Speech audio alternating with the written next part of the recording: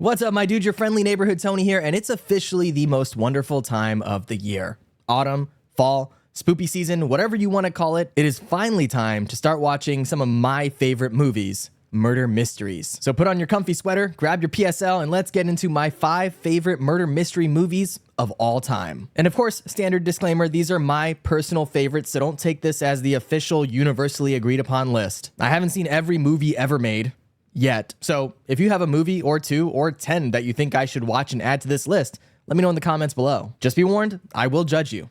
Nah, I'm just kidding. Okay, let's go ahead and get started with my 5th favorite murder mystery of all time. And this one is a total classic. From 1974, Murder on the Orient Express is based on the Agatha Christie novel of the same name and is directed by the legendary Sidney Lumet. The movie takes place in the winter of 1935 on board the transcontinental luxury train, the Orient Express. There, Detective Hercule Poirot is called on to solve a murder that occurred in his train car the night before. The movie then weaves a web of lies and secrets and backstories that'll keep you guessing right up into the final reveal. Now, this movie has been remade in 2017 by Kenneth Branagh, and although that remake is fine, it doesn't hold a candle to the original, in my opinion. Every piece of the OG just works. Albert Finney as Hercule Poirot is fantastic. He nails this goofy, awkward, but brilliant at the same time character that I feel like a lot of mystery comedy movies and shows have copied since. The rest of the supporting cast is great. I won't lie, I didn't recognize most of the names since I'm not super up to speed on all the golden age Hollywood actors and actresses, but I definitely recognized one, Sir Sean Connery, who did not disappoint. I mean, Agatha Christie herself said this movie and Witness for the Prosecution were the only adaptations of her books that she liked. And if that's not enough reason to check it out, I don't know what to tell you. It is required watching if you consider yourself a fan of the genre. I'd also recommend the 1978 Death on the Nile, which follows the same detective on another adventure. And if you're feeling it, the 2017 and 2022 remakes of both of these movies, as well as A Haunting in Venice, which is in theaters right now. I actually did a full review of A Haunting in Venice, so if you want to check that out, I'll link to it right over here at the end of the video. But for now, let's get to my 4th favorite murder mystery, and that is the 1995 super dark crime thriller Seven. Seven is directed by yet another legendary filmmaker, David Fincher. You probably know him from such hits as Fight Club, The Social Network, Gone Girl, Alien 3. Oh, okay, look, they can't all be great. The movie follows 2 detectives, a rookie played by Brad Pitt and a veteran played by Morgan Freeman, as they hunt a serial killer who uses the 7 deadly sins as his motives. Seven is, without a doubt, one of the most visceral, horrific, and just plain troubling murder mysteries I've ever seen. The entire movie will have you on the edge of your seat right up to the final scene, which also happens to be one of the best endings to any movie ever. One of the best things about Seven, aside from the plot and the incredible on-screen talent, is the actual location, the city that it all takes place in. It reminds me a lot of Gotham, specifically in the new Batman movie with Robert Pattinson. I really wouldn't be surprised if Matt Reeves took a lot of inspiration from Seven for that Batman movie. But the city, and really the world of Seven, is just so dark and bleak. You really feel like there's no good left in the world, and the protagonists are fighting not just to find the killer, but for the soul of the city. Seven is, without a doubt, one of the best murder mystery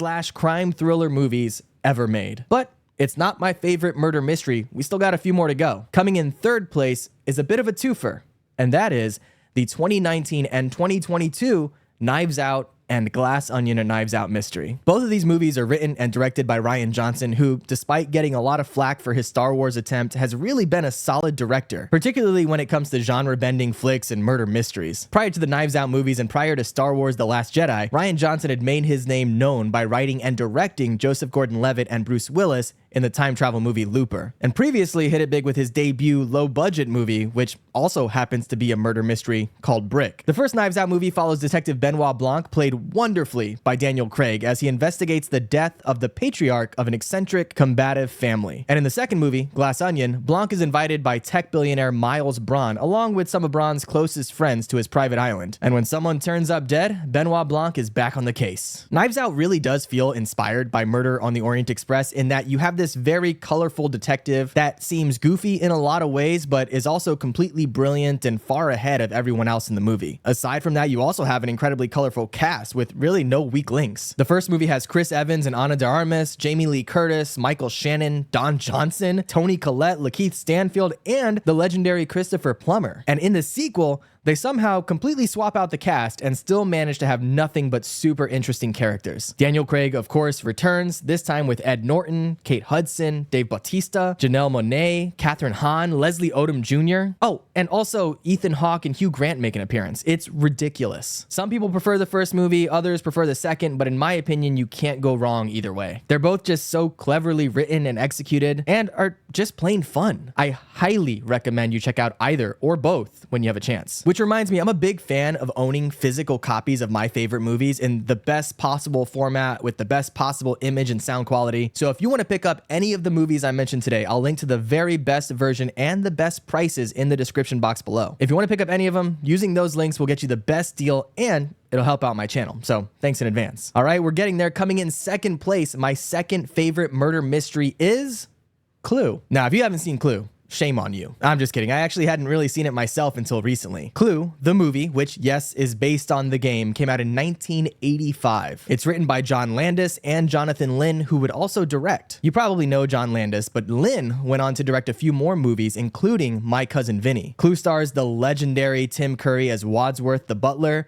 Christopher Lloyd, that's right, Doc Brown himself as Professor Plum, and a killer cast of other actors, all making up the characters we know and love from the game. I feel like we've had a wide range of flavors with the movies on this list, and this one is absolutely the most slapstick. It leans heavily into comedy, and it does so expertly. There are a few jokes that don't age particularly well, but that's just the price you pay for going back and watching an 80s comedy. All in all, I love this movie. The cast is spectacular, the setting is classic, and the twists are really fun. One of the things I love about the movie is the ending, or should I say endings. This was actually something that the audiences that saw this in theaters did not like at all. Depending on the showing you would go to, you would get one of 3 possible endings to the movie, which fits the game when you think about it. And yeah, I could see how that might be annoying in theaters in 1985 in a pre-internet world, but nowadays being able to see all 3 endings at home, I love it. Clue might not be a cinematic masterpiece in any of the traditional ways, but it is a great time and something you'll be able to go back to and watch time and time again with friends. All right, my dude, before I reveal my number 1 pick, I want to let you know that this video is sponsored by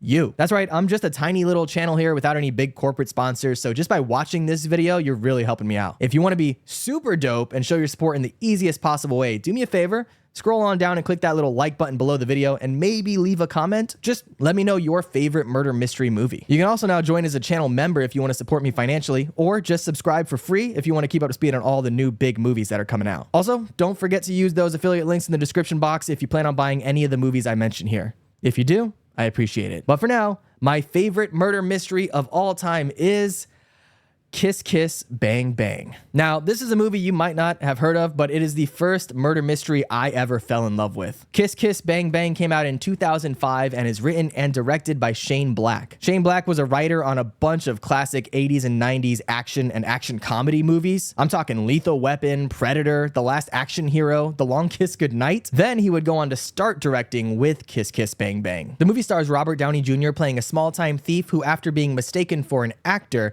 is sent off to Hollywood to train under Val Kilmer's character, a private investigator, for a movie role. The duo are then thrown together with a struggling actress played by Michelle Monaghan into a murder mystery. Kiss Kiss Bang Bang is absolutely a hidden gem. It is dark while not being depressing, and funny while not being overly silly. Downey and Kilmer's chemistry is off the charts, and if I remember correctly, it was kind of the big break or the big turnaround for Downey after he had gotten himself basically excommunicated from Hollywood. The plot for Kiss Kiss Bang Bang is seemingly all over the place until it all starts to come together. The dialogue is witty and sharp with plenty of self-referential and even fourth wall breaking humor. It's stylish while still having plenty of substance. It's just a great time and definitely one of those movies you'll want to rewatch as soon as you finish it to catch all the things you missed. So there we have it, my 5 favorite murder mysteries of all time. Let me know what you think in the comments below. I know I missed some classics, so definitely let me know what I should watch and potentially add to my list in the future. Also, don't forget to use those links in the description. And of course, if you want to keep up to speed on all the new big movies that are coming out so that you know what to watch,